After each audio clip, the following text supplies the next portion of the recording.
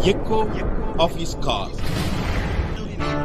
ஆண்டவரும் இரட்சகருமாகிய இயேசு கிறிஸ்துவின் நாமத்தில் உங்களை அன்புடன் வாழ்த்துகிறேன். మన ప్రభువు రక్షకుడు అయిన యేసుక్రీస్తు నామం నందున మిమ్మల్ని ఆహ్వానిస్తున్నాను. யாக்கோபு 5ஆம் அதிகாரம் 16ஆம் வசனத்திலே యాకోబు పత్రిక 5వ అధికారం 16వ వచనంలో நீங்கள் சுஸ்தமடையும்படிக்கு உங்கள் குற்றங்களை ஒருவருக்கொருவர் அறிக்கையிட்டு ஒருவருக்காக ஒருவர் ஜெபம் பண்ணுங்கள். మీ పాపములను ఒకరితోనొకడు ఒప్పుకొనుడి, మీ స్వస్థత పొందినట్లు ఒకరి కొరకు ఒకడు ప్రార్థన చేయండి. இங்கே ஜெபத்தை குறித்து இந்த பகுதி நமக்கு சொல்கிறது. ఇక్కడ ప్రార్థన గురించి ఈ వచనాలు చెప్తున్నాయి. இதில் அடுத்த பகுதியை நான் பார்க்கும்போது நீதிமான் என்கிற ஒரு வார்த்தை இருப்பதை பார்க்கலாம். ఇక్కడ ఇంకో వచనంలో నీతిమంతుడు అనే ఒక వార్త ఇవ్వబడింది. நீதிமான்கள் என்கிற மக்களை குறித்த விளக்கங்கள் பல விதத்தில் வேதத்தில் விளக்கப்பட்டுள்ளன. నీతిమంతుడు అంటే వేరే వేరే వాక్యానాలు ఇవ్వబడింది వచన ప్రభు. இங்கே நீதிமானுடைய ஒரு குணாதிசயம் இங்கே சொல்லப்பட்டிருக்கிறது. నీతిమంతుడి ఒక గుణం ఇక్కడ రాయబడి ఉంది. அதாவது ஒருவருக்கொருவர் குற்றங்களை அறிக்கையிட்டு ஒருவருக்கொருவர் ஜெபம் பண்ணுகிற குணாதிசயத்தை உடையவர்கள் நீதிமான்கள். ఒకరికొకడు పాపములను ఒప్పుకొని ఒకరికొకరు ప్రార్థన చేయవాడు నీతిమంతుడని ఇక్కడ ఇవ్వబడింది. கர்த்தருடைய வார்த்தை சொல்கிறது, நீதிமான் செய்யும் ஊக்கமான வேண்டுதல் மிகவும் பலனுள்ளதாக இருக்கிறது.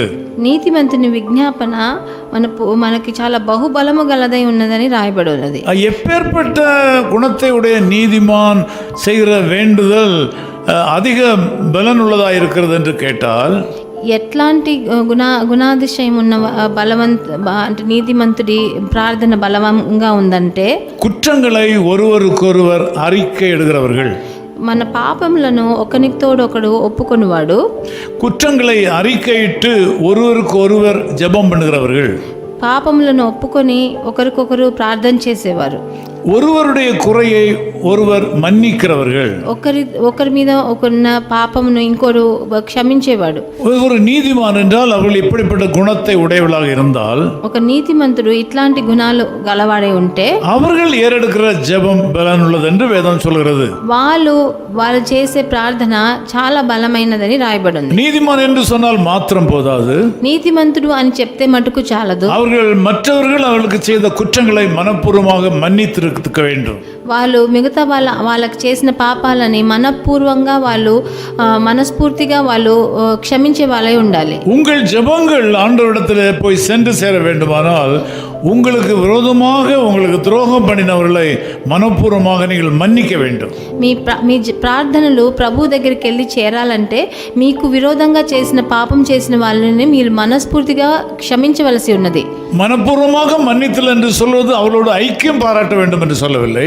మనస్ఫూర్తిగా వాళ్ళని క్షమించాలంటే వాళ్ళతో మీరు కలిసిమెలిసి ఉండాలని చెప్పలేదు. உங்களுடைய இருதயத்தில் அவர்களை குறித்த ஒரு தவறான கருத்து இல்லாதபடி மன்னித்து மறக்க வேண்டும். మీ మనసులో వాళ్ళ గురించి ఉన్న చేదు మటుకు మీరు తీసివేయాల్సింది. அப்படிப்பட்ட மனிதராக இன்றைக்கு நீங்கள் இருக்கக்கூடுமானால், అలాంటి మనిషి మీరు ఈ రోజు ఉంటే உங்களை ஆண்டவர் நீதிமான் என்று அழைப்பார்.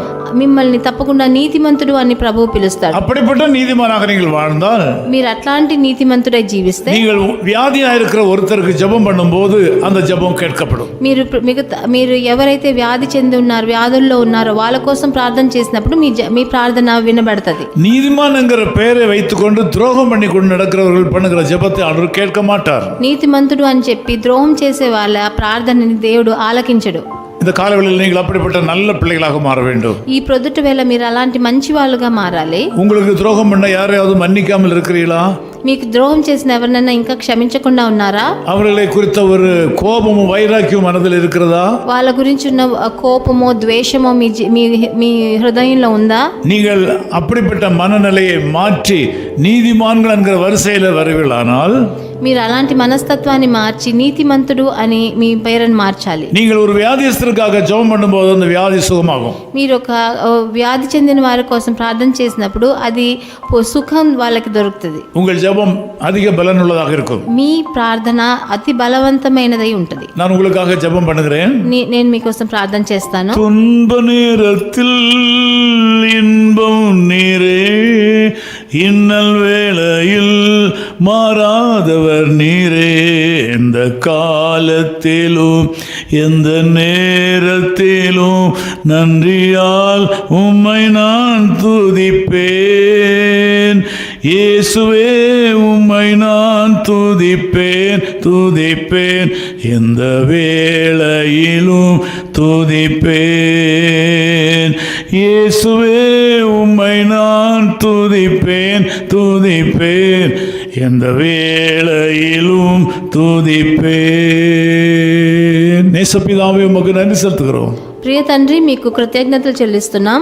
நாங்கள் நல்ல மனிதர்களாக வாழ வேண்டும் என்று நீர் விரும்புகிறீர். మేము మంచి మనుషులుగా మారాలని మీరు ఆశపడుతున్నారు. உண்மையான நீதிமான்களாக வாழ வேண்டும் என்று விரும்புகிறீர். నిజమైన నీతిమంతులుగా మారాలని எங்களை ఆశపడుతున్నారు. துரோகம் பண்ணுறவர்களை மன்னிக்க எங்களுக்கு கிருபை தாரும். మాకు ద్రోహం చేసిన వాళ్ళని క్షమించే దయను మాకు కృప. நாங்கள் பழிக்கு பழி வாங்காமல் மன்னிக்க கிருபை தாரும். వాళ్ళ మీద పగ తీర్చుకోవాలన్న మాట మర్చిపోయి அதன் மூலமாக நாங்கள் ஜீவனுள்ள நீதிமான்களாக இருந்து வியாதியஸ்தர்களுக்காக ஜெபம் பண்ணும்போது அற்புத சுகம் கிடைப்பதாக. అలాంటప్పుడు మేము వ్యాధుల్లో ఉన్న వాళ్ళకి ప్రార్థన చేసినప్పుడు వాళ్ళకి తప్పకుండా సుఖం దొరుకుతుంది. இந்த ஜெபத்தில் கலந்து கொண்டிருக்கிற எல்லா மக்களையும் நாங்கள் ஆசீர்வதிக்கிறோம். ఈ ప్రార్థనలో ఏకీభవిస్తున్న అందరినీ మేము ఆశీర్వదిస్తున్నాం. இயேசு கிறிஸ்துவின் நாமத்தில் ஜெபிக்கிறோம் பிதாவே. యేసుక్రీస్తు నామమునందున తండ్రి. ஆமென். ఆమేన్. ఆమేన్. His call ministries 10 Muhammad Abdullah 2nd Street, opposite International Cricket Stadium, Chepauk, Chennai 600005, India. Phone 914428528282. Mobile phone and WhatsApp 919841271858. Email sam@echoofhiscall.org. Website www.echoofhiscall.org. God bless you.